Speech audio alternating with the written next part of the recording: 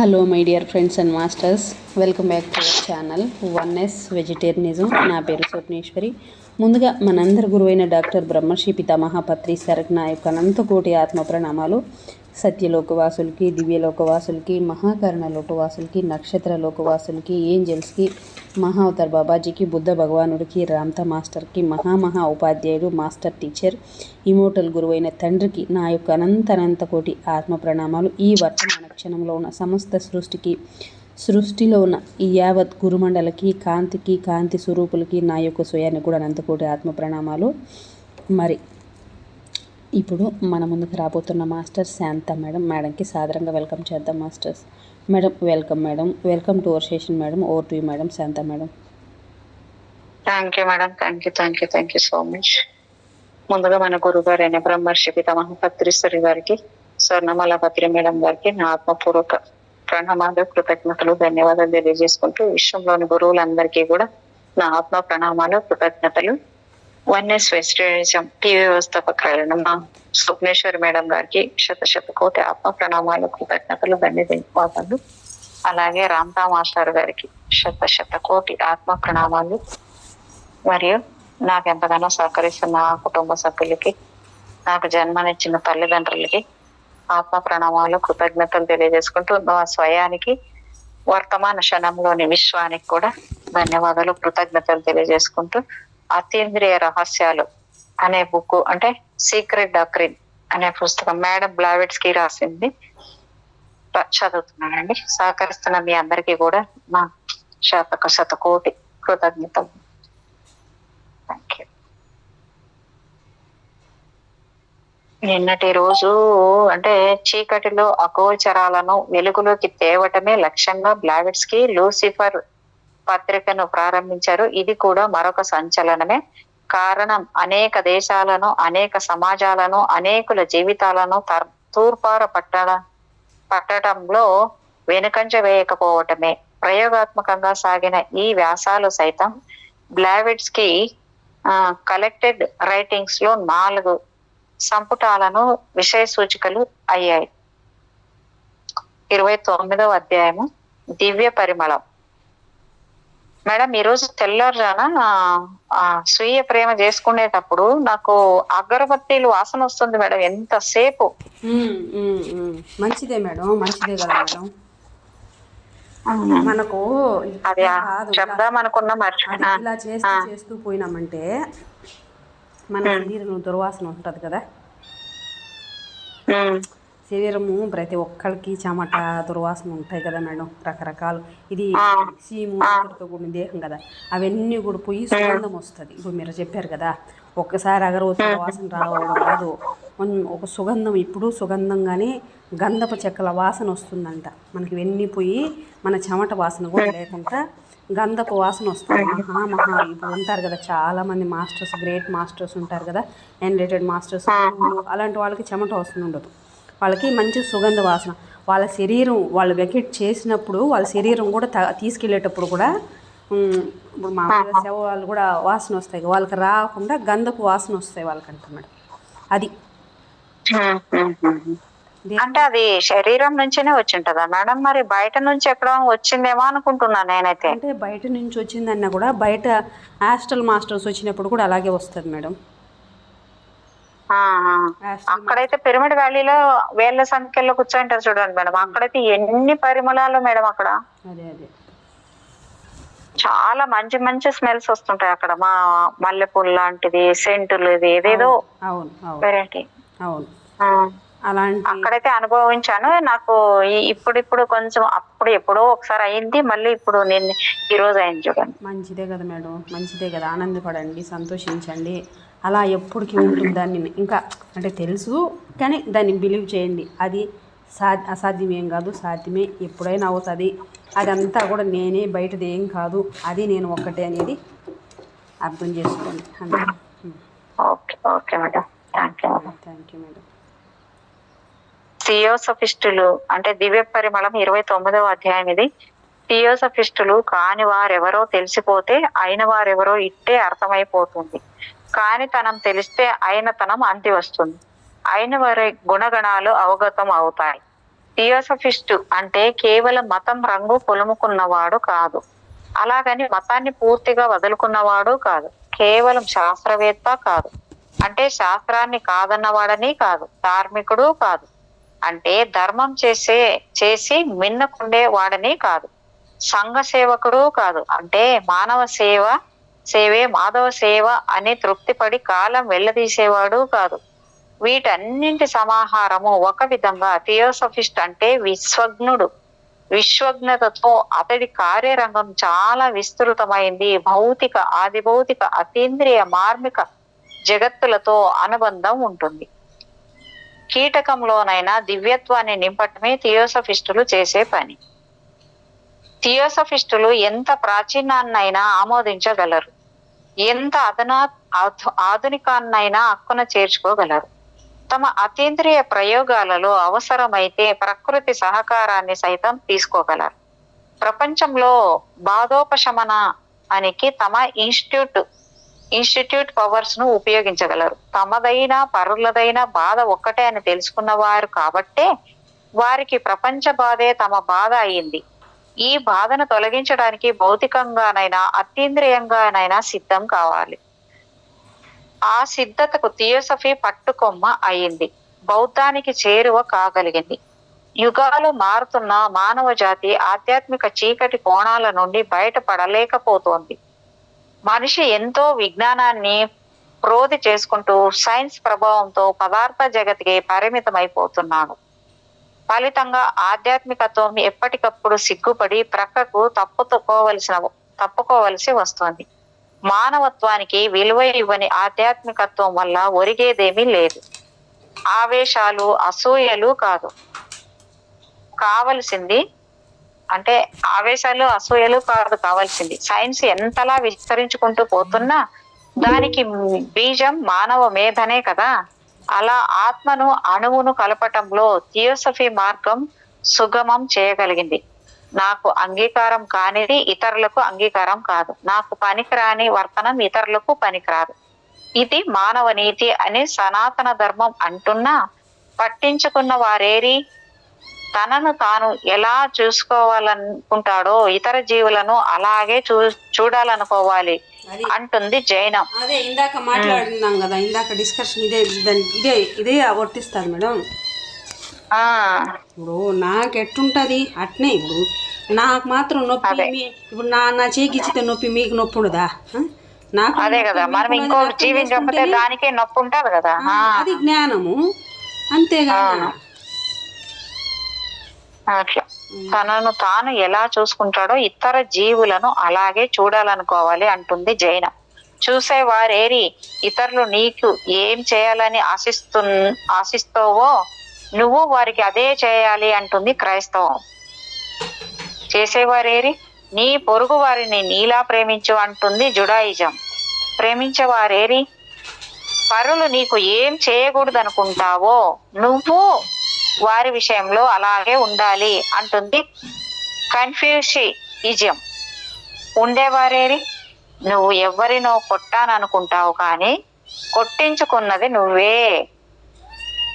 ఎవరినో శాసించాలనుకుంటావు కానీ ఆ శాసనానికి తల వంచింది నువ్వే.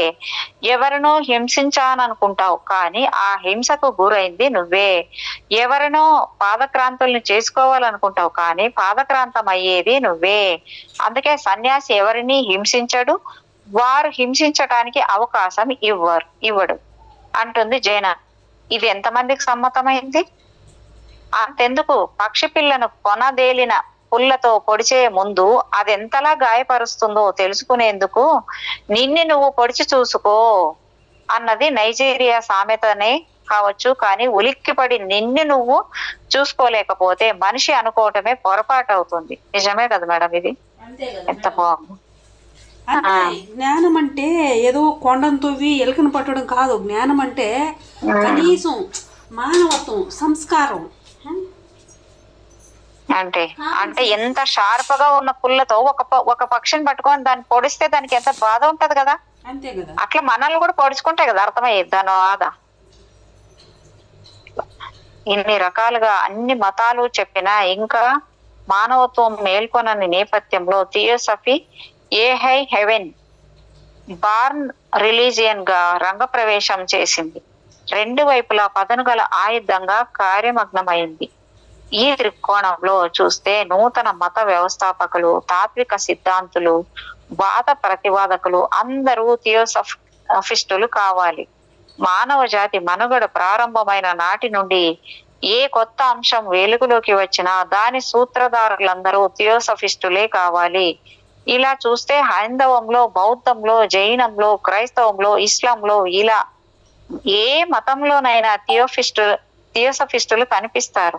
దీన్నంతా జాగ్రత్తగా పరిశీలిస్తే ఇది జ్ఞాన మతం, విజ్డమ్ రిలీజియన్ అవుతుందే కానీ థియోసఫీ కాదన్నది స్పష్టం అవుతుంది. చీకటిగా ఉన్నంత మాత్రాన వెలుగుకు ఉనికి లేదని కాదు కదా. ఎన్ని మతాలున్నా, ఎన్ని తాత్విక భావాలున్నా, ఎన్ని వాదాలు బలపడుతున్నా థియోసఫీ అస్తిత్వం థియోసఫీదే. అంతరంగంలోకి తొంగి చూడగలిగితే థియోసఫీ వెలుగులు కనిపిస్తాయి. మానవాత్మ దివ్యాత్మ కోసం అన్వేషించడం ప్రారంభించిన ఆనవాళ్లు కనిపిస్తాయి. ఆ ఆనవాళ్లను తన అతీంద్రియ ప్రజ్ఞతో అందుకోగలిగిన థియోసఫిస్టు బ్లావెట్స్కీ. అసలు థియోసఫీ ఒక ఉద్యమంగా బయలుదేరడానికి కారకురాలు బ్లావెట్స్కీ. అయితే ఆమెకు కుడి ఎడమలుగా ఊతమిచ్చింది కల్నల్ ఆల్కాట్, విలియం జడ్జిలు. థియోసఫీ గురించిన ఆమె భావ వీచికలను ఒక్కసారి సవివరంగా చూద్దాం పదండి. 30వ అధ్యాయము. ఎవ్రీ స్టూడెంట్ ఆఫ్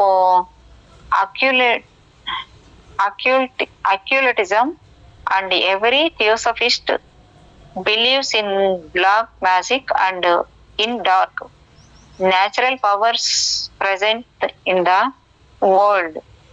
బ్లావెట్స్కీ రాసిన వాక్యాలవి. పువ్వు పుట్టగానే పరమళిస్తుందేమో కానీ ఏ తాత్విక చింతన అయినా పురుడు పోసుకున్న వెంటనే తలకెక్కలేదు. సత్యానికైనా సమ్మెట పోట్లు తప్పవు, విశ్వాసానికైనా అనుమానపు చూపులు తప్పవు. అంధవిశ్వాసానికి అందలం సాధ్యం కాదు, అది అశాశ్వతమే. సత్యానికి మాత్రమే శాశ్వతత్వం, సత్యం మాత్రమే సమ్మతం. థియోసఫీ అంటే ఏమిటి? ఇదొక ఫిలాసఫీనా, రిలీజియనా తెలుసుకోలేకనే కొందరు మతం అన్నారు, ఇంకొందరు తత్వం అన్నారు, మరికొందరు సంస్థ అన్నారు. ఉద్యమంగా బయలుదేరిన థియోసఫీని మత సంస్థగాను క్రైస్తవ వ్యవస్థగాను పరిగణించిన వారు లేకపోలేదు. పైగా ఇదో కొత్త జాతి అనుకున్నవారు ఉన్నారు. దీనికంతటికి కారణం అసూయ కావచ్చు, లేదా పొరపడి ఉండొచ్చు. సంకుచిత స్వభావులు ఏ కాలంలోనైనా ఉండనే ఉంటారు. కాలానికి ఎదురీదితే ఏ జాతికైనా, ఏ వాదానికైనా, ఏ తాత్విక చింతనకైనా మనుగడ మొత్తానికి ఇప్పటికీ ఏ వాదం ఇరుకునా పడకుండా, ఏ జాతి ఇరుసునా పడకుండా థియోసఫీ కేవలం థియోసఫీగానే మిగిలింది. విశ్వసించడానికి కారణాలు అక్కర్లేదు, విశ్వసించకపోవటానికి కారణాలను వెతుక్కోవాలి. ఎవరైనా తమ మతానికి మాత్రమే పరిమితమైనంత కాలం అన్యమంతా అబద్ధమే అనిపిస్తుంటుంది. మత విశ్వాసంతోనే ఇతరులు అబద్ధాల కోరలుగా అనిపిస్తారు. అదే ద్వేషానికి, అసూయకు దారి తీస్తుంది. ఈ సందర్భంలో faith without principles is but a flattering praise for willful positiveness of practical bodily sensations అన్న కాలిరిడ్జ్ మాటలను మర్చిపోలేం కదా. ఇంతకీ థియోసఫీ అంటే ఏమిటి? మతం కాదు సరే, మరి తత్వపరమైన, మతపరమైన, శాస్త్రపరమైన నమ్మకాలు థియోసఫీలో వచ్చి చేరాయి కదా. వీటినన్నింటినీ కలుపుకునే సామాన్యులు థియోసఫీని చూస్తున్నారు. థియోసఫీ మతం కాదని వ్యవస్థాపకులు తమ ప్రచార పర్వంలో ఎంతలా బల్లలు గుద్ది చెప్పినా చేరిన వాటిని తీసివేయలేక పోయారు. చివరికి థియోసఫికల్ సొసైటీ సభ్యులలో 10 మంది థియోసఫీని మతం అని అనుకునే స్థితికి చేరారు. నిజానికి థియోసఫీ అంటే మతం కాదు. కారణం కొన్ని సిద్ధాంతాలకు, నమ్మకాలకు పరిమితమైన సముదాయమే మతం కాబట్టి. ఆయన విస్తృతార్థంలో మాత్రం విశ్వంలోని మానవులందరినీ ఐక్యపరిచేది, జీవులందరినీ ఐక్యపరిచేది, వస్తువులనన్నింటినీ ఐక్యపరిచేది మతం. ఇలా విశ్వాన్నంతటినీ ఒక సంపూర్ణత్వం గ్రాండ్ హోల్ గా పరిగణించటాన్నే మతం అనవచ్చు అంటుంది థియోసఫీ. ఏ దేశానికైనా ఏ కాలానికైనా థియోసఫిస్టుల పరంగా మతం అంటే అదే అర్థం, మరో అర్థాన్ని కానీ నిర్వచనాన్ని కానీ వారు అంగీకరించారు.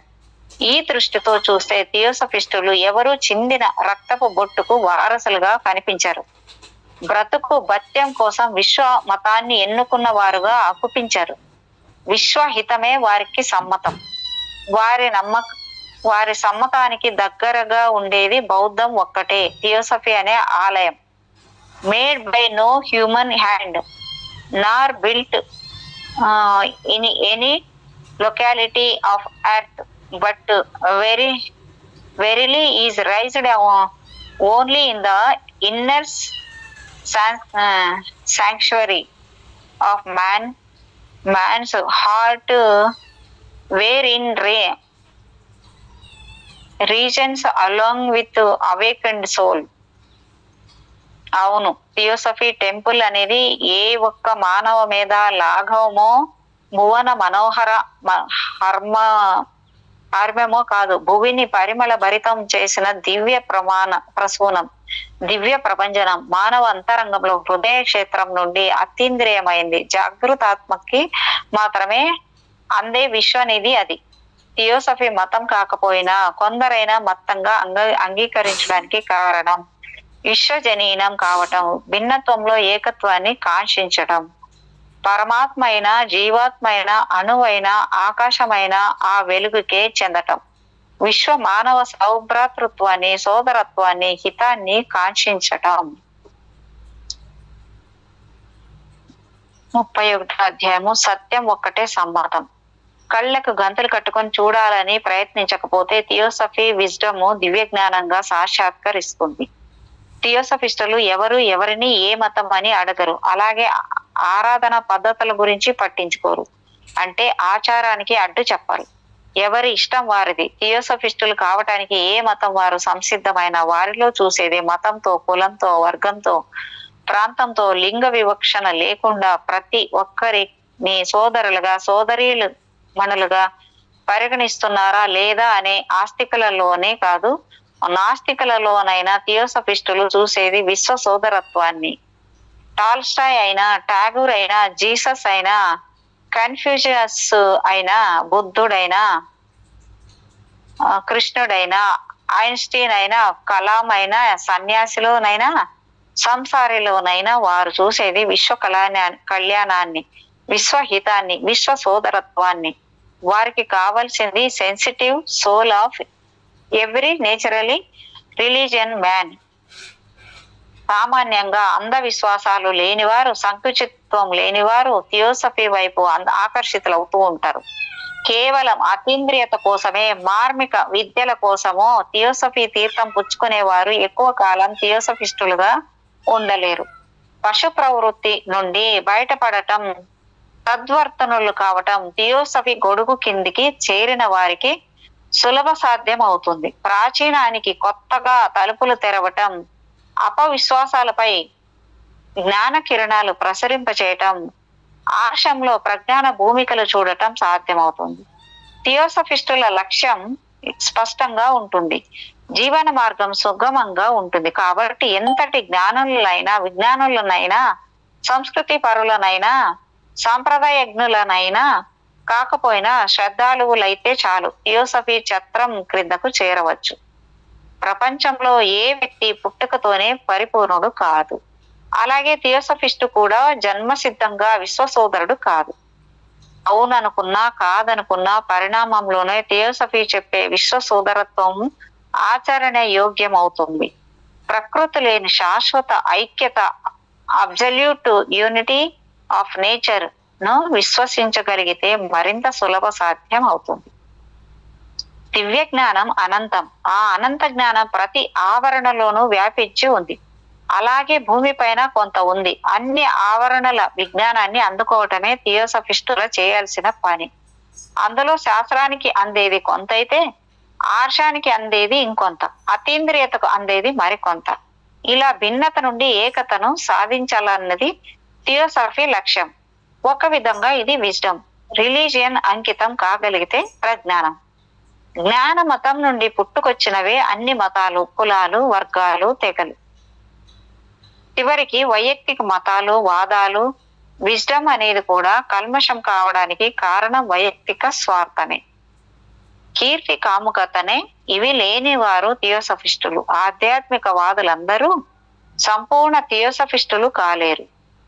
ఒక విధంగా చెప్పాలంటే థియోసఫీకి స్పిరిచువలిజం ఒక కొమ్మ కాగలుగుతుందే కానీ స్పిరిచుయాలిజం ఒక్కటే థియోసఫీకి మూలం కాలేదు. పైగా చీకటి కోణాలలో ఇరుకుపోయిన సత్యాన్ని వెలికి తీసి సత్యానికి అస్తిత్వం కల్పించింది థియోసఫీ. సత్యం ఒక్కటే సమ్మతం అనిపించింది. రిలీజియన్ సైన్స్ల కలబోతనే థియోసఫీ. అందుకే ఆర్షంలోని అతీంద్రియత్వాన్ని, మతంలోని సనాతనాన్ని, శాస్త్రంలోని అధునాతనత్వాన్ని సమంగా చూడగలుగుతుంది. సత్యం ఒక్కటే రెండు విభిన్న అంచుల నుండి బయలుదేరిన చేరుకోవలసింది ఆ కేంద్రానికి. అదే సత్యం. సత్య ప్రమాణంగా థియోసఫీ అనేది మానవ జాతికి రక్షా కవచం, సేవియర్ ఆఫ్ మాన్ కైండ్.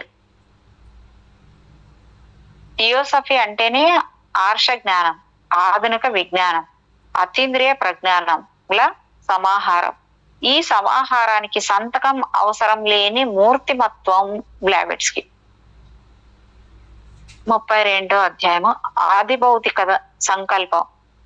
అంతర్నేత్రంతో చూడగలిగితే థియోసఫికల్ సొసైటీ విషయంలో ఒక అగోచర నేపథ్యం ఆది భౌతిక సంకల్పంగా మనోపలకంపై నిలుస్తుంది. విశ్వ సోదరత్వాన్ని ఆకర్షించేవారు చాలా దూరంగా జీవిస్తున్నారు. విశ్వ సోదరత్వం గురించి మీకు తెలియజెప్పేందుకు రష్యా, అమెరికా తదితర విదేశాల వారు మన భారతావనికి వచ్చి మనకు మనవైన సిద్ధాంతాలను శ్లాఘించి అంగీకరిస్తారు. ఎంతో దూరాన ఉత్తర దేశంలో ఉన్న సోదరులు భారతదేశంలో మహత్కార్యాలు చేయటం త్వరలోనే చూస్తారు. వారి వల్ల ఈ దేశానికి ఎంతో మేలు జరుగుతుంది. అది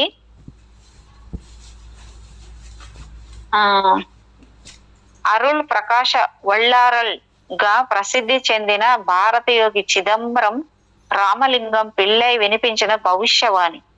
ఈయన సమరస వేద సన్మార్గ సంఘం అనే సంస్థను 1867లో మద్రాసు ప్రాంతంలో ప్రారంభించారు.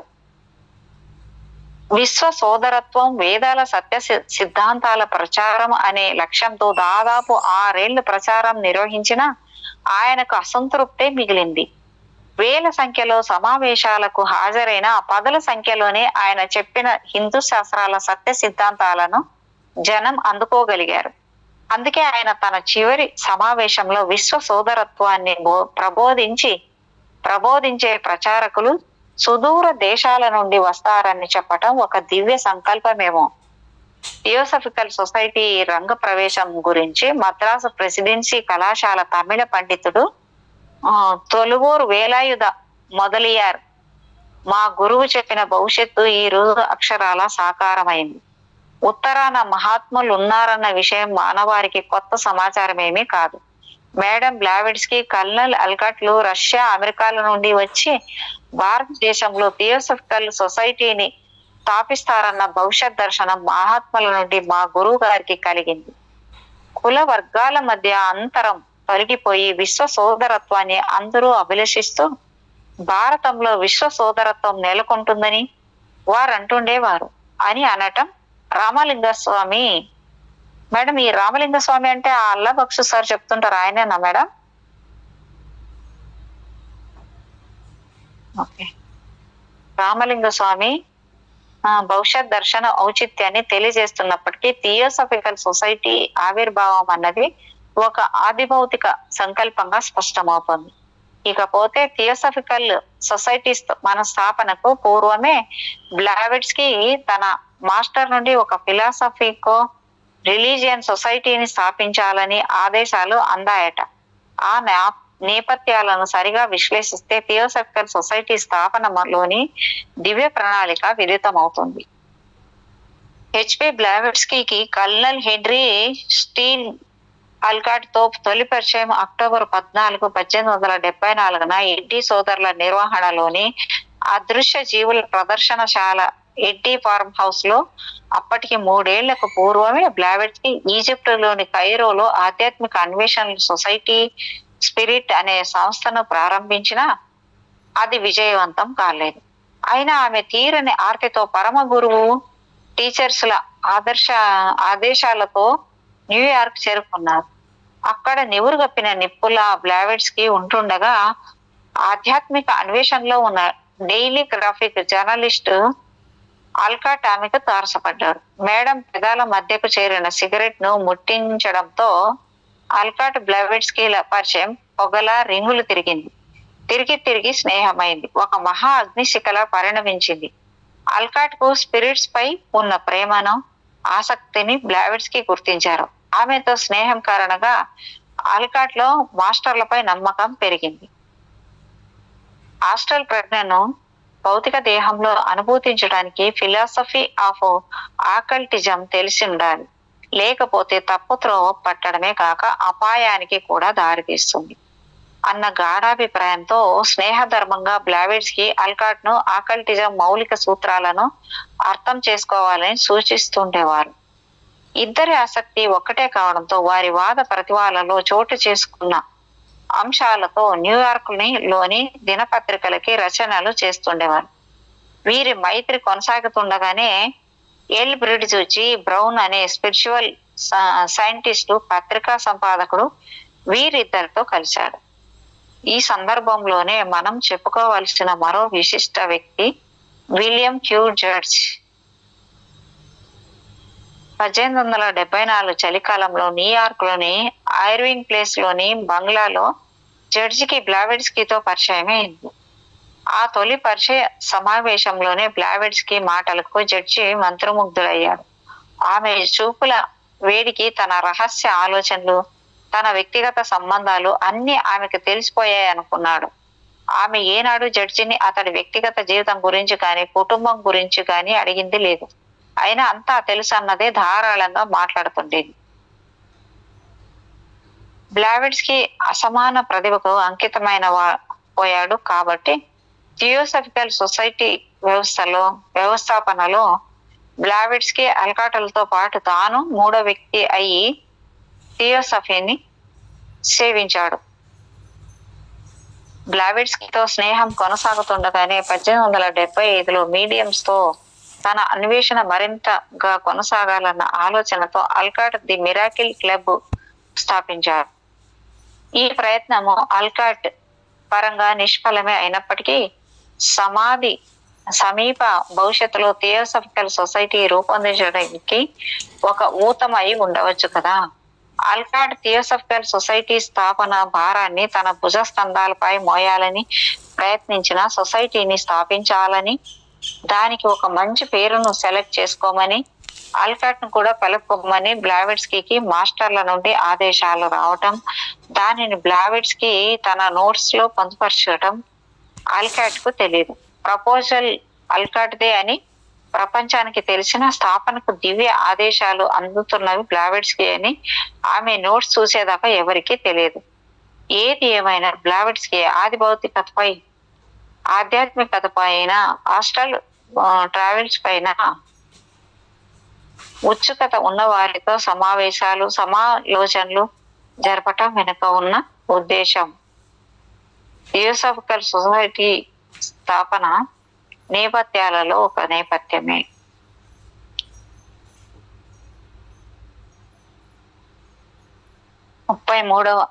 చాప్టర్ దివ్య జ్ఞాన వీచికలు. పరుల సంక్షేమమే తన పరమావధిగా భావిస్తున్న అనగారిక ధర్మపాల అనే బౌద్ధ సన్యాసికి బ్లావెట్స్కీ రచనలు కరదీపికలయ్యాయి.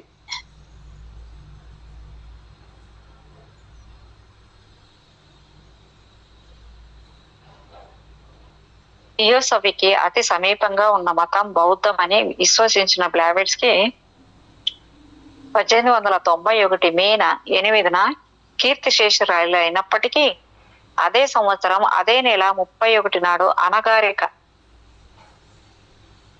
అనగారిక ధర్మపాల అనే బౌద్ధ భిక్షువు కలకత్తాలో మహాబోధి సొసైటీని ప్రారంభించడం కాకతాళీయమే కావచ్చు, కానీ ఒక ఆదిభౌతిక సంకల్పం ఏదో కార్యరూపం దాల్చి ఉంటుందని మాత్రం చెప్పుకోవచ్చు. తన విశ్వ పర్యటనలో బౌద్ధం ప్రాముఖ్యతను బాగా గుర్తించిన థియోసఫిస్ట్ బ్లావెట్స్కీ అయితే అప్పటికే 700 సంవత్సరాలుగా మరుగవుతూ వస్తున్న బౌద్ధాన్ని పునరుద్ధరించ ప్రయత్నించిన వాడు అనగారిక ధర్మపాల. బ్లావెట్స్కీల అనగారిక ఆపై ఏడాది అంటే 1892లో మహాబోధ జర్నల్ ను ప్రారంభించాడు. 1893లో జరిగిన వరల్డ్స్ పార్లమెంట్ ఆఫ్ రిలీజియన్స్ లో పాల్గొన్నాడు. ఇంతకీ ఈ అనగారిక బౌద్ధ సన్యాసి ఒకప్పుడు థియోసఫికల్ సొసైటీ సభ్యుడు. థియోసఫీ వైపు ఆకర్షితుడైన వాడు. బ్లావెట్స్కీ భావ వీచికల రచనల ప్రభావంతో ఎదిగినవాడు. 10 ఏళ్ల ప్రాయంలోనే కొలంబోలో క్రైస్తవ బౌద్ధ మత సత్యవాదనలను విన్నవాడు. ఈ వాదనల నివేదిక డాక్టర్ జేఎం పీబిల్స్ ద్వారా ఆల్కాట్ బ్లావెట్స్కీలకు చేరగా థియోసఫికల్ సొసైటీ వ్యవస్థాపకులైన వీరిద్దరూ మతవాదనలకు దిగిన గుణానంద సుమంగళలకు తాము సిలోన్ వచ్చి బౌద్ధులకు సహాయపడతామని లేఖలు రాశారు. ఆ లేఖలను సింహళంలోకి అనువదించి పంచిపెట్టగా ఆ లేఖాంశాలను ఆకర్షితుడై బ్లావెట్స్కీ ఆల్కాట్లు సింహళం వచ్చినప్పుడు థియోసఫీ తీర్థం పుచ్చుకోవాలని సిద్ధమైన వాడు అనగారిక. 16 ఏళ్ల ప్రాయంలోనే ఈ బౌద్ధ సన్యాసులు సాదర ఆహ్వానంతో కొలంబో వచ్చిన బ్లావెట్స్కీ ఆల్కాట్లను కలవటం, వారి చేతులను స్పృశించి ఆనంద పరవశుడు కావటం జరిగింది. మానవ జాతిలో విశ్వ సోదరత్వం కోసం వారు తప్పిస్తున్న తీరు ఇతడిని కదిలించింది. ప్రాపంచిక నిరాశ నిస్పృహలు బాధల నుండి విముక్తం కావడానికి బుద్ధుడు రాజరికాన్ని సైతం వదిలితే పెళ్లి మరణంతో ప్రాపంచిక కోరికలు సైతం వర్జించాల్సిందే అనుకున్నాడు ఈ బౌద్ధుడు. 1884లో మేడం బ్లావెట్స్కీ, కల్నల్ ఆల్కాట్లు మద్రాసు వెళ్తూ కొలంబో రావటం, ఈ బౌద్ధుడు వారితో పాటు మద్రాసు వెళ్లాలని నిర్ణయించుకున్నట్టు తండ్రికి చెప్పటం, తండ్రి తనకు వచ్చిన చెడు కళను చెప్పి అతడి ప్రయాణానికి నిరాకరించడం, అక్కడి బౌద్ధ మత పెద్దలు సైతం తండ్రితో ఏకీభవించడంతో ఈ బౌద్ధ సన్యాసికి పాలు పోని పరిస్థితి నెలకొంది. అయినా ఎలాగైనా బ్లావెట్స్కీ ఆల్కాట్లతో తాను మద్రాసు చేరుకోగలిగితే కొత్త జీవితం అందుతుందన్న విశ్వాసం మాత్రం అతనిలో ప్రబలంగా ఉంది. తన మనసులోని మాటను బ్లావెట్స్కీకి చేర్చగా ఆమె అతని కుటుంబాన్ని, మత పెద్దలను కలుసుకొని ఆమెను తమతో మద్రాసు రాకపోతే అతని మరణ పథ్యం అని భవిష్యత్తును సూచించడంతో బ్లావెట్స్కీకున్న అతీంద్రియ శక్తి గురించి తెలిసిన వారు కనుక అతడి ప్రయాణానికి సమ్మతించక తప్పలేదు. అతని తల్లి మానవ జాతి కోసమే జీవించమని ఆశీర్వదించడంతో తండ్రి తదాస్తు అనక తప్పలేదు. కొలంబోలో గత 6 ఏళ్లుగా ఈ బౌద్ధ సన్యాసి థియోసఫీ సొసైటీ సభ్యుడే. బ్లావెట్స్కీ శక్తియుక్తులు తెలిసిన వాడే. ఆమెలోని గుప్త విద్యల గురించి, అతీంద్రియ ప్రజ్ఞ గురించి తెలుసున్నవాడే. ఆమెలోని బుద్ధత్వము ఎరిగిన వాడే. ఒకసారి బ్లావెట్స్కీ, నువ్వు శారీరకంగాను మానసికంగాను ప్యూర్ గాను ఉంటావు కాబట్టి హిమాలయ మహాత్ముల కాంటాక్ట్, నువ్వు శారీరకంగా మానసికంగాను ప్యూర్ గా ఉన్నావు కాబట్టి హిమాలయ మహాత్ములతో కాంటాక్ట్ కాగలవు అని ఆశీర్వదించారు. ఆ ఇన్స్పిరేషన్ తో 19వ ఏటనే ఆకల్ట్ సైన్స్ కి జీవితాంతం కట్టుబడి ఉండాలని నిర్ణయించుకున్నప్పటికీ మేడం బ్లావెట్స్కి ఈ ప్రణాళికను అడ్డుకున్నారు. దానికంటే మానవ జాతికి నువ్వు చేసే సేవయే నువ్వు సేవ చేయటమే తెలివైన పని అని అన్నారట. బ్లావెట్స్కి మాటలన్నీ ఈ భౌతిక విషువు శిరోధార్యం అనుకున్నాడు. పాళీ భాషను నేర్చుకోమని సెలవిచ్చారట.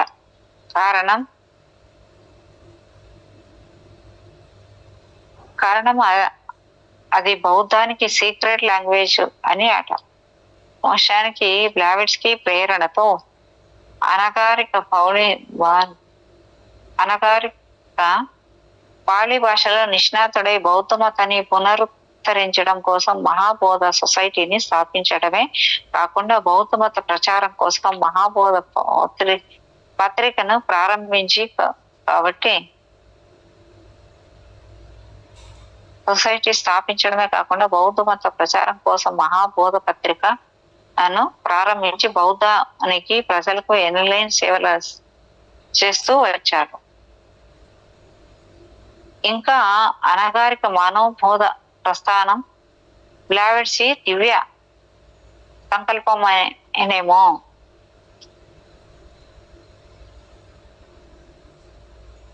థియోసాఫికల్ సొసైటీ ప్రభావం సోకిన మరో సంస్థ ఆర్య సమాజ్.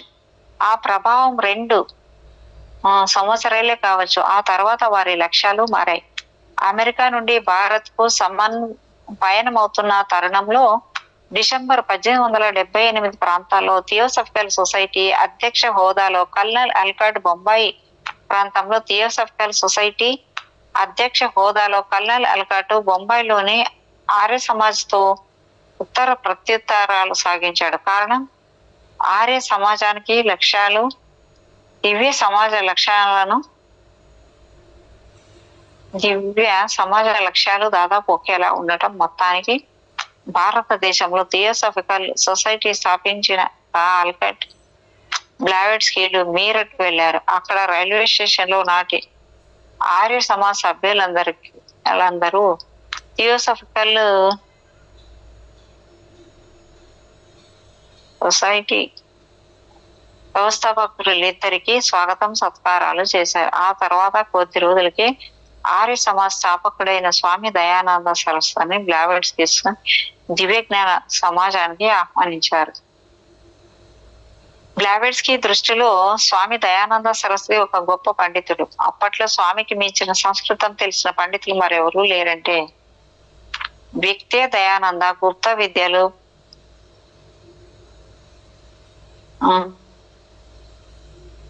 పగోడాల రహస్యాలు తెలిసిన మహాత్ముడుగా దయానందను బ్లావెట్స్ కి శ్లాఘించారు. తొలుత దయానంద పై బ్లావెట్స్ కి ప్రభావం ఉండేది. మేడం పిలిచారు. లేదు మేడం. థియోసాఫికల్ సొసైటీ వల్లనే ఆర్య సజీవ్ సమాజ్ కూడా విశ్వ సోదర సభ్రాతృత్వంపై దృష్టి సారించింది. అయితే ఆ తర్వాత దయానందుల వారు ఆర్య సమాజ్ లక్ష్యాలను ఉద్దేశాలను తిరగరాయడంతో ఏంటి మేడం ఎందుకు మేడం రోజు ఒక ½ అవర్ తర్వాత స్టార్ట్ అయిపోయి ఉంటుంది చదివేటప్పుడు ఎనర్జీస్ మేడం.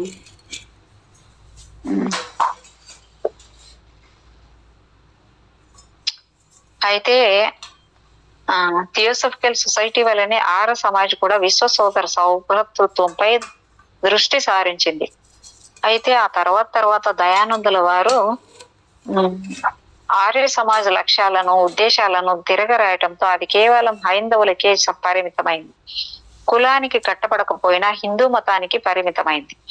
ఈ మార్పును మొదట గుర్తించిన వాడు ఆల్కాట్. ఈ 2 సంస్థలు ప్రాథమిక లక్ష్యంలోనే విభేదిస్తున్నాయని పసిగట్టాడు. కలిసి ప్రయాణించడం అసాధ్యమని నిశ్చయించుకున్నాడు. 34వ అధ్యాయం. విశ్వాలన్నీ ఆత్మ నెలవులే. సంపూర్ణం పరిపూర్ణం అయిన మూలం ఒకటి ఉంది. ఆ మూలానికి అతీతంగా ఏమీ లేదు. ఆ మూలాన్నే మనం అబ్సల్యూట్ అంటున్నాం. ఆ మూలాన్ని తెలుసుకోవటానికి మూల రహస్యాలు ఎరుక అవటానికి శాస్త్ర విజ్ఞానం ఒకటే సరిపోదు. దివ్య జ్ఞానం కావాలి. ఈ దివ్య జ్ఞానాన్నే థియోసఫీలా ఏంటి మేడం మధ్యలో ఏదో అనిపిస్తుంటది ఇక్కడ నాకు. ఏం కనపడుతుంది మేడం? అంటే కనపడడం కాదు, లోపల నుంచి అదేందో వస్తుంది. మీ బాబు ఇదేదో ఇక్కడ ఇది చెప్తున్నాడు అన్నట్టు ఏదో అనిపించింది మేడం. ఓకే ఓకే ఓకే, అంటే ఇంట్యూషన్ మేడం మీ లోపల నుంచి. ఈ దివ్య జ్ఞానాన్ని థియోసఫీ అంటున్నాం. వేదాంతం ఈ మూలాన్నే బ్రహ్మ లేదా పరబ్రహ్మ అన్నారు. కబాల సాంప్రదాయంలో ఐన్ సోఫ్ అన్న ఈ మూలమే. ఐన్ సోఫ్ అంటే ఏమీ లేనిదని అర్థం. ఈ రోజు భౌతికవాదులు శాస్త్రజ్ఞులు చెప్పే శూన్యం కూడా ఇదే. ఈ శూన్యం నుండి అనేక విశ్వాలు ఉద్భవిస్తున్నాయనటం సత్యవాదమే. విశ్వం ఒకటి కాదు అనేకాలు అంటారు వారు. మరుగుతున్న నీటిలో బుడగలు ఉత్పన్నమైనట్లే ఇన్ని విశ్వాలు ఆ శూన్యం నుండి ప్రభవిస్తున్నాయంటారు బ్లావిట్స్కి. ఈ శూన్యత్వాన్నే కాలాతీతంగాను, శాశ్వతమైందిగాను, అపరిమితమైనదిగాను, నిర్వికల్పంగాను పేర్కొన్నారు. అది భాషకు అందనిది, ఆలోచనకు దొరకనిది అయినా మానవ శక్తికి అది అంది వస్తుంది. అంటే మనలోని అతీంద్రియత ద్వారా దాన్ని అందుకోవచ్చు అన్నమాట. దాని రహస్యాలు తెలుసుకోవచ్చు అన్నమాట. థియోసఫికల్ సొసైటీ వ్యవస్థాపకులలో ఒకరైన విలియం జడ్జి ఈ మూలాన్ని తెలియనిది అన్నోన్ గానే పరిగణించాడు. దాని ఆవిష్కరణలు దానినే అంటాడు. The eternal principal is in and each everything and being అంటాడు. ఆవిష్కరణలు అనేవి అందులోనే పుట్టి అందులోనే కలుస్తాయంటాడు. పరిణామం అంతా ఈ చక్ర భ్రమణమే. అణువు ఆత్మ సైతం ఈ పరిణామ భ్రమణానికి చెందినవి. అయినా ఒక అన్నోన్ ప్రిన్సిపల్ కున్న రెండు ఆపోజిట్ పోల్స్ ఈ రెండు అంటుంది థియోసఫీ. బ్లావిట్స్కీ విషయంలో అసంఖ్యాక విశ్వాలు అనేవి సంపూర్ణ విశ్వానికి అనుబంధాల వంటివి. అసంపూర్ణత నుండే ఈ అసంఖ్యాకాలు పుట్టుకొచ్చాయన్నది ఆమె విశ్వాసం. ఈ సంపూర్ణ విశ్వమే శాశ్వతమని, పరిధులు లేని ఆవరణని, ఈ ఆవరణ నుండి అసంఖ్యాక విశ్వాలు ఆవిష్కృతాలు అవుతుంటాయని, అదృశ్యాలు అవుతుంటాయని అంటారు ఆమె. పైగా వీటినే manifesting stores, spark of eternity అంటారు ఆమె.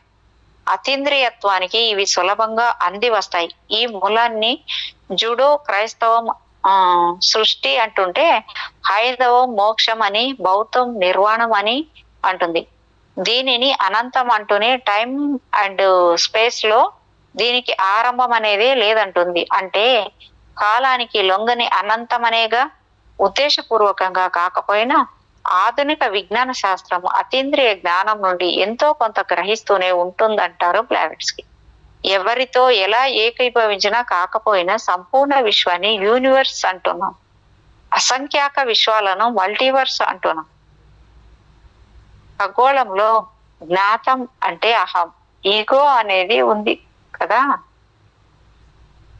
ఈ జ్ఞానం నుండే అనేక అహాలు పుట్టుకొస్తుంటాయట. అవన్నీ జ్ఞాతం యొక్క ప్రతిఫలాలు, ఆవిష్కరణలే. జ్ఞాతం అనేదే పరబ్రహ్మ. పరబ్రహ్మ అంటే చైతన్య శక్తి కేంద్రం. ఈ శక్తి కేంద్రం నుండి అనేక కేంద్రాలు ఏర్పడి శక్తివంత అవుతుంటాయి. ఈ శక్తి కేంద్రాలు అసంఖ్యాకం, అనంతం అనిపిస్తుంటాయి. ఒక్కో శక్తి కేంద్రం ఒక్కో విశ్వం అయి ఉండవచ్చు. ఈ విశ్వాలన్నీ ఆత్మ నెలవులే. ఆ జన్మ శక్తులే విశ్వ రహస్యాలను అందిస్తాయి. వాటిని అందుకోవటానికి కావలసిన అతీంద్రియ జ్ఞానం అంతా దివ్య జ్ఞానమే. దివ్య శక్తి నుండి అతీంద్రియానికి చేరుకునేంతంతా దివ్య జ్ఞానమే. ఆ దివ్య పరిమళమే థియోసఫీ. ఖగోళ శక్తుల చాలనంతో విశ్వ రహస్యాలు అతీంద్రియ సంపన్న ఆత్మలకు అందుతుంటాయి. అనంత మహాశ్వాసలోని నిశ్వాసమే ఆవిష్కృతం అనుకుంటే ఉచ్ఛ్వాసం అదృశ్యం అవుతుంది. అనంతంలో ఆ ఉచ్ఛ్వాస నిశ్వాసలు నిరంతరం జరుగుతుంటాయి. ఇలా విశ్వాలు ఆవిష్కృతం అవుతూ ఉంటాయి, అదృశ్యం అవుతూ ఉంటాయి. అనంతంలో ఈ నిరంతరత శాశ్వతంగా కొనసాగుతూనే ఉంటుంది. ఈ అనంతంలో విశ్వం కాంతి కంటే వేగంగా విస్తరిల్లుతోందని సైన్స్ అంటుంటే, దివ్య భావనే అణువు నుండి సూర్యుడి వరకు పరిణామ మూలమైందని థియోసఫీ విశ్వసిస్తోంది. అంటే పదార్థ జగతి అంతా దివ్య భావనకు మూర్తి రూపమే. ఆ దివ్య ప్రకృతి ఈ విశ్వ ప్రకృతి. ఆత్మ రహస్యాలు అనేది 35వ పేజ్ చాప్టర్. ప్రసవాత్మ.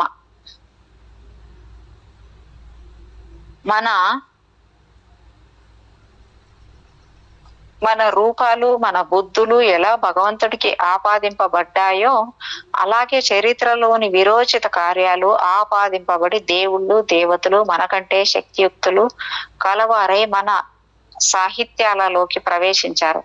ఏ మత సాహిత్యము వారి ప్రభావం నుండి తప్పించుకోలేకపోయింది. బ్లావిట్స్కి మన వేదంగాలను జూయిష్ల కళలను ఆధ్యాత్మిక వనరులుగాను ప్రామాణికంగాను పరిగణించేవారే. అంత మాత్రాన వీటిల్లో సైతం ప్రక్షిప్తాలు లేవని కాదు, కాస్త వాటి పాలు తక్కువ, పైగా సత్యసమ్మతం అనిపిస్తాయి. ఏ మత సాహిత్యమైన విలువలను పెంచటానికి ఏర్పరచుకున్న విషయాల నియమాల దొంతరలే కదా. అవి నమ్మశక్యంగాను అద్భుతంగానూ మలచబడ్డాయి అంతే. ఒక విధంగా జ్ఞానులు, మత పెద్దలు తెలివిగా చేసే పని ఇది. చిన్న పిల్లలు ఆసక్తిగా చదివే ఇతిహాస కథలైన, పెద్దల పారాయణం చేసే పురాణ సాహిత్యమైన అన్నింటా ఓ అద్భుత ప్రపంచం, శక్తియుక్తులు ప్రదర్శించే పాత్రలు కనిపిస్తుంటాయి. అవి వారిని మరో ప్రపంచంలోకి తీసుకుపోతుంటాయి. అవి పిల్లలకు అద్భుత ప్రపంచాలైతే పెద్దలకు దివ్యలోకాలు. అద్భుతాలు ప్రదర్శించే భగవద్ అవతారులు మనకు వరాలు గుప్పించగలుగుతున్నారు. పైగా ప్రకృతిలోని మౌలిక సిద్ధాంతాలకు ప్రతినిధులయ్యారు. వారి శక్తి సంపన్నతే దివ్యత్వం అయ్యింది. దేవతలకు వారి శక్తియుక్తులకు కొన్ని రూపాలను, ఇంకొన్ని సంకేతాలను, మరికొన్ని చిహ్నాలను ఏర్పరిచి ఆరాధించడం ప్రారంభించడంతో మతం రూపుదిద్దుకుంది. ఇవన్నీ కథలుగా అనిపించిన, నమ్మశక్యం కాని అనిపించిన, యథార్థం కాదని కొందరు కట్టిపడేసిన ఎంత కాల్పనికమైన భావంగానైనా భాషగానైనా అది సృష్టిలో ఉన్నదే కదా. మన ఇంద్రియాలకు అందుతున్న సృష్టిని దృశ్యం అనుకుంటూ అతీంద్రియమైన సృష్టిని అదృశ్యం అనుకుంటున్నాం. దృశ్య ప్రపంచం నుండి అదృశ్య ప్రపంచాన్ని చూడటమే ఆత్మ చేసే పని. ఆత్మజ్ఞానం అన్నా దివ్య జ్ఞానం అన్నా ఇదే. 7 అంతస్తుల మేడ అని చిన్ననాట మనం కళ్ళింతలు చేసుకుని చెప్పుకున్న పెద్దరికంతో మానవ రూపం 7 అంతస్తుల మేని అనే చెప్పుకోవలసి ఉంటుంది.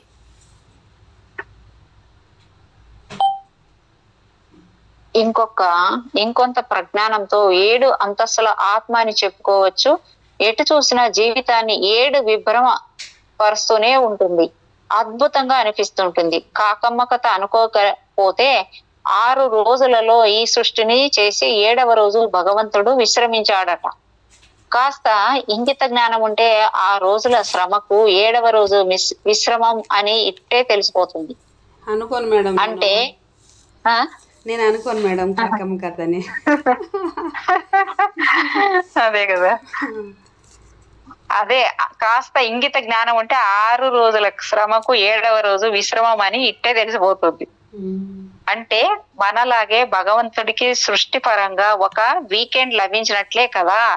చెట్టు ముందా విత్తు ముందా అన్నట్టుగా ఒక రోజు విశ్రాంతి తర్వాత 6 రోజుల శ్రమన, లేక 6 రోజుల శ్రమ తర్వాత ఒక రోజు విశ్రాంత అన్నది మనకు మనంగా తేల్చుకోవాల్సిందే. మనం మాత్రం ఆదివారంతో మొదలుపెట్టి శనివారానికి చేరతాం. బహుశా శూన్యం నుండే సృష్టి అనుకున్నట్టుగా విశ్రమం నుండే శ్రమ అనుకోవాలేమో. మొత్తానికి 7 సంఖ్యాపరంగా పరమం పవిత్రం. గర్భం దాల్చిన స్త్రీకి 7వ నెల ముఖ్యం. 9 నెలలు నిండితే ప్రసవమే. మన సంఖ్యలు కూడా 1 నుండి 9 వరకే కదా. వివాహ ముహూర్తంలో సప్తపది, కళ్యాణ వేదికలో వధూవరులు కలిసి 7 అడుగులు వేయటం, వీటికి తోడు 7 జన్మల బంధం అంటూ ఒకటి ఉంది. పైగా మనం 7 జన్మలలో 7 బంధాలుగా, అంటే ఒక్కో జన్మలో ఒక్కో రక్త సంబంధంగా పుడతామట. ఇంకా చెప్పాలంటే మనం భృగు, అంగీరస, కశ్యప, అత్రి, వశిష్ఠ, అగస్త్య, విశ్వామిత్ర అనే సప్తర్షులలో ఏదో ఒక ఋషి సంతతి వారమట. తెలుసుకుందాం మేడం మనము వీళ్ళలో ఎవరు. మనం భూలోకంలో ఉంటూ భువర్లోక, సువర్లోక, మహర్లోక, జనర్లోక, తపోలోక, సత్యలోకాలలో అంటే మొత్తం ఈ 7 లోకాలలో సంచరించగలం. ఇవే కాక జంబు, ప్లక్ష, కుశ, క్రౌంచ, శాఖ, శాల్వల, పుష్కర అనే 7 ద్వీపాలు ఉన్నాయి. వీటికి తోడు లవణ, ఇక్షు, సుర, ఘృత, నది, క్షీర, జల అనే సప్త సముద్రాలు ఉన్నాయి. ఇంకా సప్త పురాణాలను, సప్త స్వరాలను గురించి బ్లావెట్స్కి తమ ఐసిస్ అన్వేళ్లలో చెబుతారు. మనలోని తిరోగమనాన్ని సూచించే జూదం, కామం, మద్య సేవనం, వేటాడటం, పరుషాలాడటం, అపహరించటం, నిందించటం అనే వ్యసనాలు కూడా 7. ఓహో 1 2 3 4 5 6 7. వీటికి తోడయ్యేవి దురహంకారం, అర్ధలోభం, వాంఛ, వైషమ్యం, కోపం, సోమరితనం, శత్రుత్వం అనే సప్త పాతకాలు. ఈ వ్యసనాలతో పాతకాలంతో మనం తిరోగమనంలోకి చేరుకునే 7 అధోలోకాలు అతల, వితల, సుతల, తలాతల, రసాతల, మహాతల, పాతాళాలు. ఇలా 7 అంకె ఇటు అటు మంచికి ఇటు చెడుకు రెంటికి పనికొస్తుంది. మొత్తానికి పై 7 లోకాలను, క్రింది 7 లోకాలను బ్లావెట్స్కి చెప్పిన మల్టీవర్స్ అనేక విశ్వాలు అనుకోవచ్చు కదా. ఈ లోకాలలో సంచారమే ఆత్మ సంచారం. 36వ చాప్టర్ 7 సోల్స్. ఆత్మ విషయానికి వస్తే ఆత్మకు 7 మూలాలు. ఆ 7టిని మనం సప్త ఆత్మలు అంటున్నాము. ఈ సప్త ఆత్మలలో ఒక్కొక్క ఆత్మకు ఒక్కొక్క శక్తి ఉంది, ఒక్కొక్క ఆవరణ ఉంది. ఆ ఆవరణంలో ఆ శక్తి విస్ఫోటనం అవుతుంది. వీటిని సప్త ఆవరణలు, సప్త శక్తులు అంటున్నాం. ఈ శక్తులు ఉత్పన్నమయ్యేది అనంత ప్రకృతి నుండి కాబట్టి ప్రకృతిలోని లక్షణాలే ఈ ఆత్మల పరిణామానికి దోహదమవుతున్నాయి. వీటిని సప్త ఆత్మ లక్షణాలు అంటున్నాం. అయితే ఈ లక్షణాలని, ఈ శక్తులని దేహాన్ని చేరిన ఆత్మలో అంతర్లీనంగా ఉంటాయి. పైకి మానవాత్మ, లోన 7 అంతస్తుల ఆత్మ. ఈ 7 ఆత్మల ప్రస్తావన బ్లావెట్స్కి సీక్రెట్ డాక్ట్రిన్ లో 7 ఫౌంటైన్ స్పిరిట్స్ గాను, 7 సోల్స్ ఆఫ్ మ్యాన్ గాను కనిపిస్తుంది. హైందవంలోనే కాక ఈజిప్టులోను, బౌద్ధంలోను ఈ 7 ఆత్మల విశ్వాసం ప్రబలంగానే ఉంది. ఖగోళంలోని 7 నక్షత్రాల ప్రభావం ఈ ఆత్మలపై ఉంటుందిట. మన ఆధ్యాత్మిక సిద్ధాంతాల పరంగా ఈ 7 నక్షత్రాలే సప్తర్షులు. ఈ నక్షత్ర మండలాన్ని సప్తర్షి మండలం అని అంటున్నాం. నక్షత్రాలు కనిపించేది రాత్రి అయితే ఈ రాత్రిని 7 భాగాలు చేశారు ఈజిప్టు సాంప్రదాయజ్ఞులు. అలాగే స్వర్గాన్ని సైతం 7టితో ముడిపెట్టారు. స్వర్గానికి 7 ఆత్మలు ఉంటాయని మన అమ్మమ్మలు, నాయనమ్మలు చెబుతుండేవారు. మన వారి మాటలను నమ్మినట్టే ఆర్యులు కూడా ఈ స్వర్గ ద్వారాలను నమ్మారు. ఒక్కసారి పురాణాలను తిరిగేసి బ్రహ్మపుటక అండంల వివరణ తిరగతోడితే తప్ప ఈ తత్వ రహస్యం బోధపడదు. మనం చెప్పుకునే ఆ 7 ప్రకృతి స్వభావాలకు 7 దైవీ లక్షణాలు మూలం బ్రహ్మాండమే కదా. పదార్థ సంయోగ పరివర్తన, ఘనీభవన, పరివ్యాప్తి, స్థితి, విభజీయత అనే 7 లక్షణాలు ప్రకృతి నుండి సంక్రమించినవే కదా. ఈ 7 ప్రకృతి లక్షణాలు మానవ ప్రవృత్తులుగా వ్యక్తమవుతూ మానవాత్మలోని సప్తాత్మల పరిణామానికి ఉపకరిస్తూనే ఉంటాయి. అయినా ఆత్మ పరిణామంలో ఈ సప్తాత్మలను గురించి ఎంతైనా చెప్పుకున్నా ఇంకా రహస్యాలుగానే మిగిలిపోతున్నాయి భౌతికంగాను. ఒక్క సెకండ్ మేడం.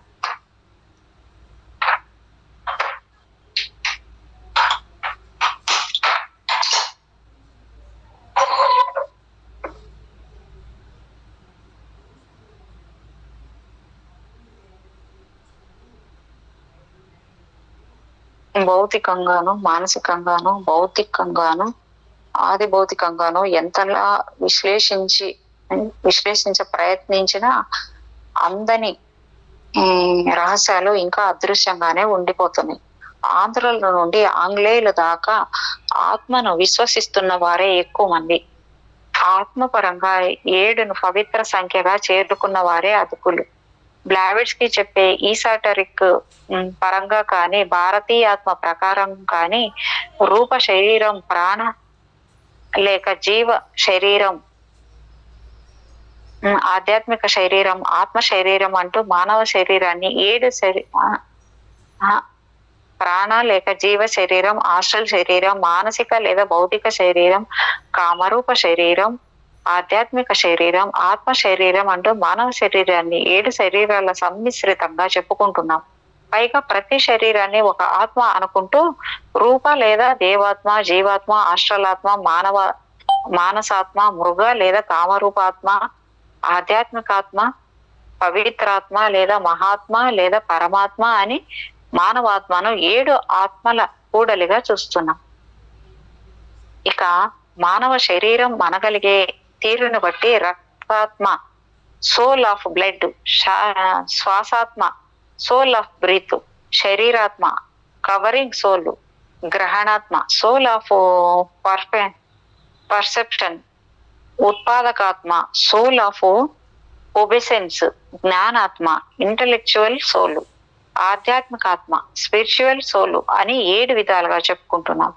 రక్తం, శ్వాస, గ్రహణం అనేవి మానవీయ లక్షణాలు అయినప్పటికీ వీటిలో అంతర్లీనంగా ఉండేది ఆత్మ కాబట్టి వీటికి రక్తం, శరీరం, శ్వాస, శరీరం అని అనకుండా రక్తాత్మ, శ్వాసాత్మ, ఆధ్యాత్మికాత్మ అనటం జరుగుతోంది. ఈజిప్ట్ సంప్రదాయంలో కాట్ అంటే దేహం, బా అనేది శ్వాస యొక్క ఆత్మ, కాబా అంటే ఛాయ, అఖు అంటే జ్ఞానం, సెబ్ అంటే వంశం, పుట అంటే మేడం ఇప్పుడు చదువుతున్న పేరు అయిపోయిందా, స్టార్ట్ చేస్తున్నారా మేడం? లేదు మేడం, కొంచెం ఉంది. ఇది కొంచెం అయిపోవడానికి కూడా ఒక 5 నిమిషాలు పడుతుంది అంతే. సరే సరే, ఓకే, అది అయిపోయింది. ఇది మొత్తం ఈ చాప్టర్ అయిపోవడానికి. ఓకే, అదే ఇప్పుడు 5 నిమిషాలు అన్నారు కదా, అది అయిపోయింది. Okay okay madam. Soul of puissance, జ్ఞానాత్మ, ఇంటలెక్చువల్ సోలు, ఆధ్యాత్మికాత్మ, స్పిరిచువల్ సోల్ అని 7 విధాలుగా చెప్పుకుంటున్నాము.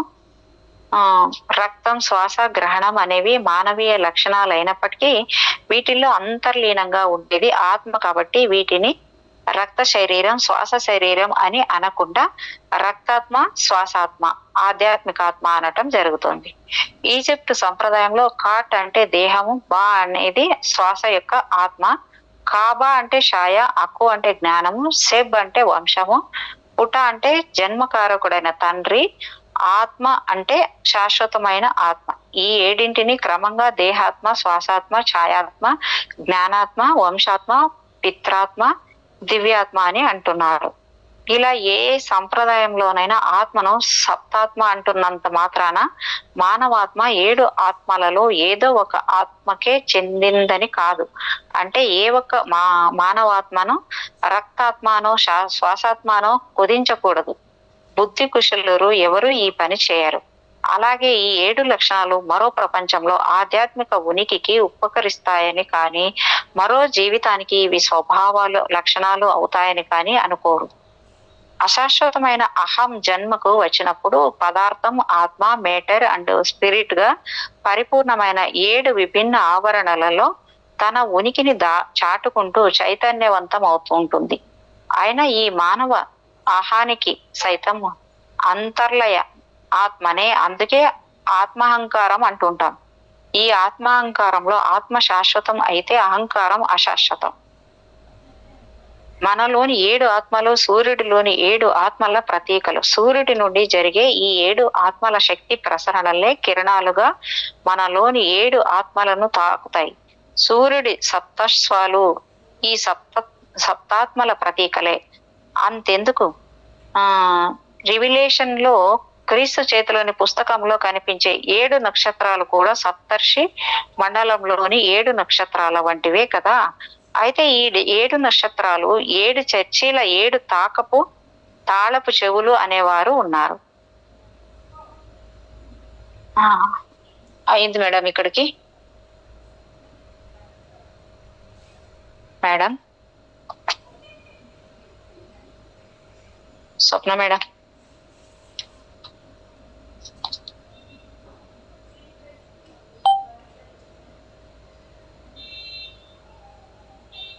స్వప్న మేడం,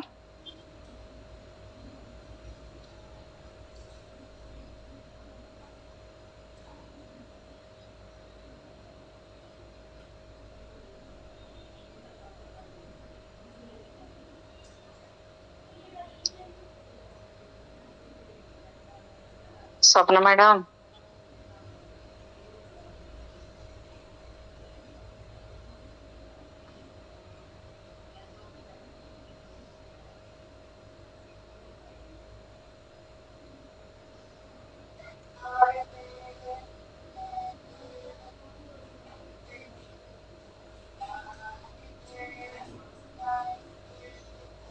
స్వప్న మేడం,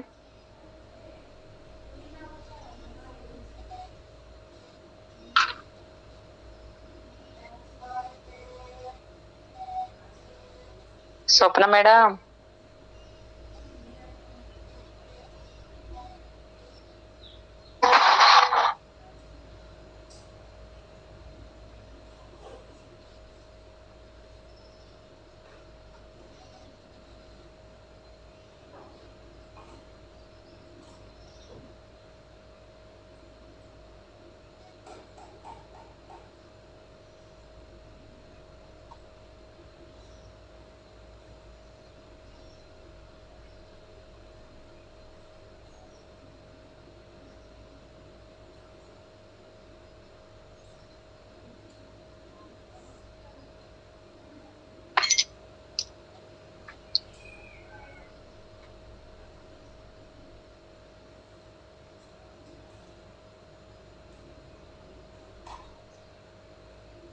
స్వప్న మేడం,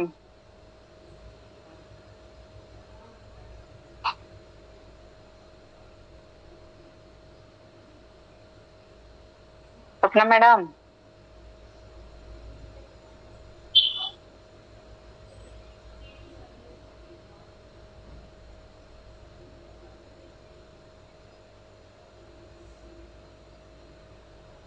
స్వప్న మేడం,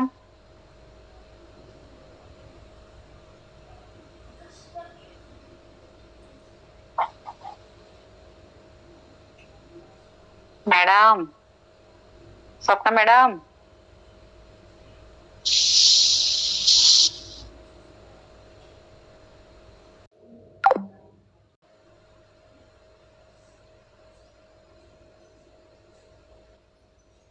మేడం